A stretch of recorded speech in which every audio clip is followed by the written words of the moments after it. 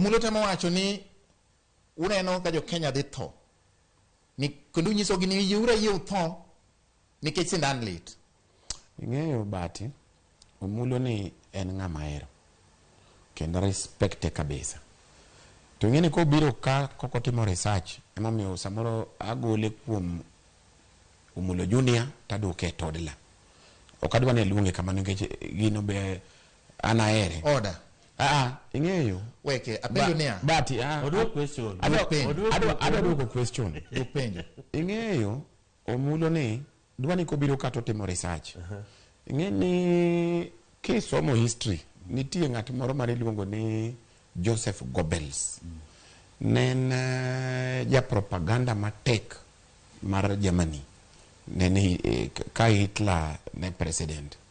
Ng'ano ne riambo ne jopiny mochopo kamebe oriambo moweni owacho adier. Yani oriambo oweni owacho adier. Koro chieng' moro Goebbels moriambo mobedo president. Kofwenyo ni ariambo madonjo e presidency. Koro ofwenyo ni adonjo ni onego jaode, onego nyithindo auchiel monegre. Mano Joseph Goebbels. Jogi riambo kotit mach. Emomiyo kiwinjo nyathiwa ka mahero sana kendo nosiepna. Kowacho ni Bati ni ng'ani eno kia ni already ni gin gi respect gin ni mar doho. Eno kia ni already gisechako implement Finance Act magise sign.